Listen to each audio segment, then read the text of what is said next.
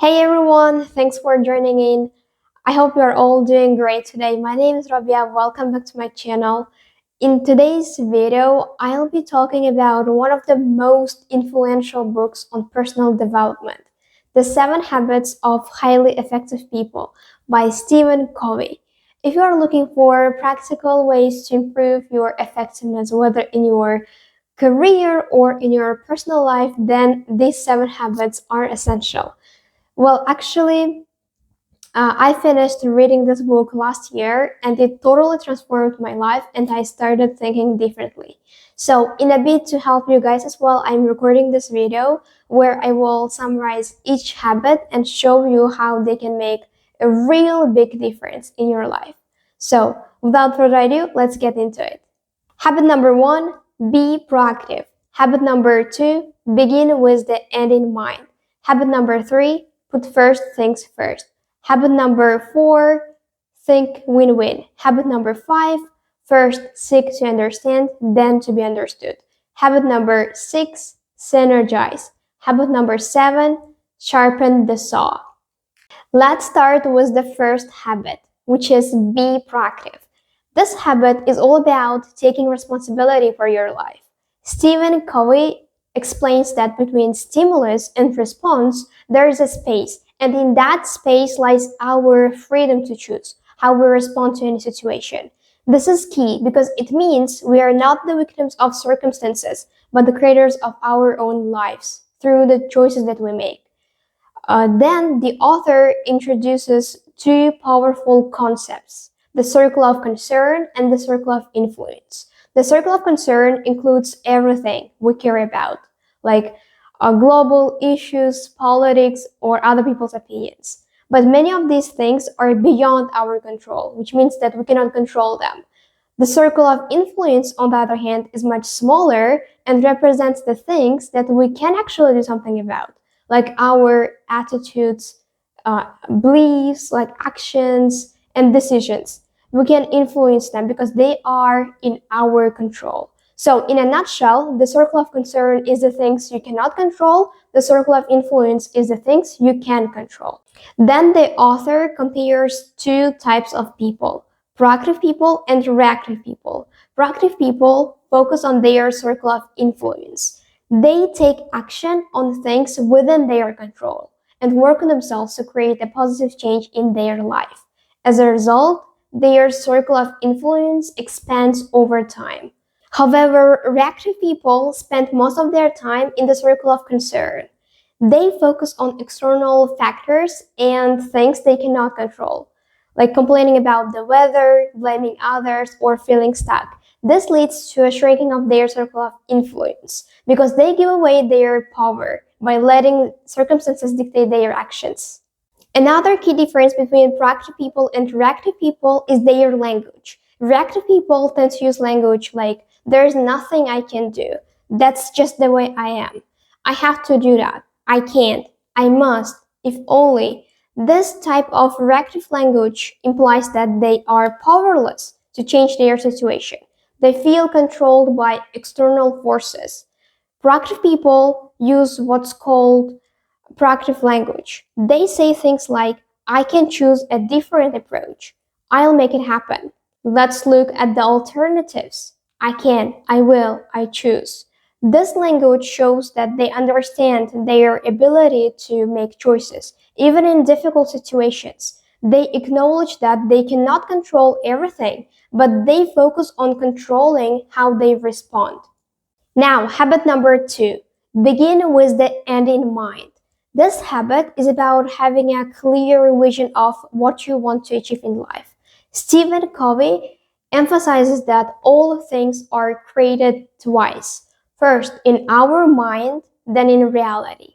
It's like planning a journey. You wouldn't set off without knowing the destination. In the same way, you should define your personal, professional, and long-term goals before taking action. To practice this, the author encourages creating a personal mission statement. This is a written declaration of your values and life goals. It guides your decisions and helps you stay focused on what truly matters to you.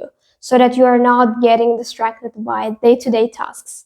Habit number 3, put first things first. The third habit is all about managing your time and prioritizing tasks. This is where you take the vision from the second habit and execute it now in the third habit. The author introduces the time management matrix, dividing tasks into 4 quadrants. The first quadrant, here you should put the tasks that are urgent and important. And quadrant number 2, not urgent but important. Quadrant number 3, urgent but not important. Quadrant number 4, not urgent and not important. So you might think of the first quadrant as crises, the second quadrant as planning self-growth, the third quadrant as interruptions, the fourth quadrant as time wasters. Highly effective people focus on quadrant number 2 because quadrant number 2, here you will put the tasks that are important but not urgent, because here you will have your long-term goals like planning, self-care, self-development, and improving your health, or maybe doing exercise, or doing some kind of sports, or building strong reading habits, or learning a new skill, or learning a new language. By focusing on these priorities, you avoid constantly reacting to crises, which typically come from ignoring long-term tasks. So, highly effective people would rather focus on the second quadrant, because by doing that, they avoid constantly dealing with crises. Now, habit number 4, think win-win. This habit focuses on seeking mutual benefit in all human interactions. Stephen Covey describes win-win as a mindset where both parties in a situation can come out successful. It's not about competition, but it's about collaboration. People with a win-win mindset strive for agreements and solutions that benefit everyone involved. Then the author contrasts this win-win mentality with other approach: lose-win, win-lose, lose-lose. Win-lose is when one person succeeds at the expense of another. Lose-win is when one person gives in, allowing the other to win. Lose-lose is when both sides in a situation end up worse off. Highly effective people cultivate a win-win mentality, believing that there is enough success to go around for everyone. Habit number 5. First, seek to understand, then to be understood. This habit is about empathetic communication. Most people listen with the intent to reply, not to understand.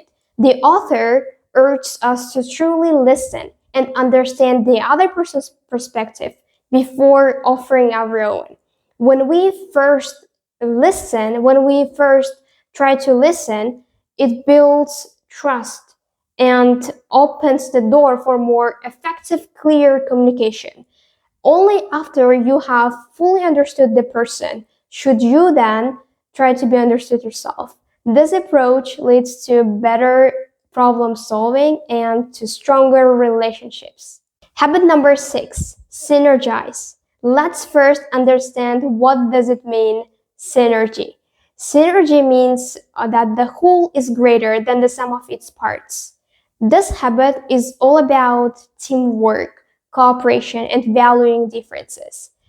The author emphasizes that when people work together effectively, they can achieve outcomes that are far greater than what any individual could accomplish alone. To practice synergy, you need to value and respect differences in others, encourage creative collaboration by combining strengths, be open to new perspectives and ideas. Synergy creates solutions that neither party might have thought of on their own. Last but not least, habit number 7, sharpen the saw. This habit is all about self-renewal and continuous improvement in 4 key areas: physical, mental, emotional, or social, and spiritual. The author uses the metaphor of sharpening the saw to explain that just like a saw becomes dull with use, we also need regular maintenance, like physically, mentally, socially, or emotionally, and spiritually. Physically, we need exercise, proper nutrition, rest. Mentally, reading, learning, and intellectual growth. Emotionally or socially, building meaningful relationships, empathy. Spiritually, connecting with your deeper purpose, meditation, or reflection. By regularly renewing yourself in these areas, you prevent burnout and maintain the energy and focus needed to stay effective over time. So there you have it, The 7 Habits of Highly Effective People by Stephen Covey. Well, actually, these habits aren't just about becoming more productive. These habits are about developing a mindset that will help you to navigate life with purpose, intention, and growth. By being proactive, by setting clear goals, by managing your time effectively, by valuing differences, by building meaningful relationships, by continuously improving yourself, you can achieve lasting success in both your personal and professional life. So if you found this summary helpful, don't forget to give this video a thumbs up and share it with someone who might benefit from it. And I'd love to hear your thoughts in the comments. Have you started applying any of these habits, and how has it worked for you so far? Share your results in the comments. Thank you so much for watching this video. If you haven't already, make sure to subscribe to my channel for more videos like this. Until next time, keep growing and stay effective. Bye!